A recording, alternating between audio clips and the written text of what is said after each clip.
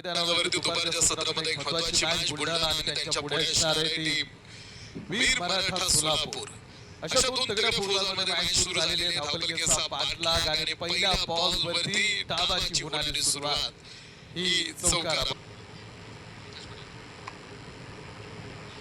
फैजल आपण पाहतो पहिल्या क्रमांकाचा षटक टाकण्यासाठी पुढे असणार आहे. चला तो चौकार. यापूर्वीच्या मॅच मध्ये 83 चा धावफलक पुढे होत नव्हता, झाला नाही. तर आता इथे 86 धावांचा पाठलाग घेऊन मैदानावरती आपल्याला बघायचं आणि तो बुलढाणा तर या 86 धावांचा पाठलाग कसा करतो हे बघायचंय. जबरदस्त करतो. इथे मनापासून स्वागत. सागर सर, यापूर्वीची पहिली मॅच आपण बघितली. पहिल्या 3 ओव्हरमध्ये चांगला झाला, तसं मॅच रिक्वायरमेंट वाढत गेला आणि मग ती मॅच चेस करणं अवघड गेलं.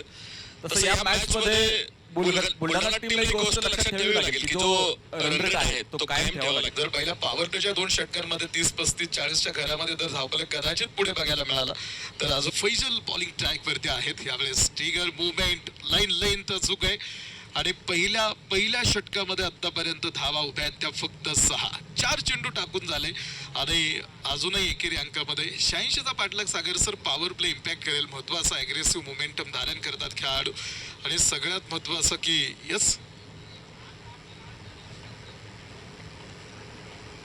6 ऑन बोर्ड पहिलं षटक आपण पाहतो मैदानावरती सुरू असताना.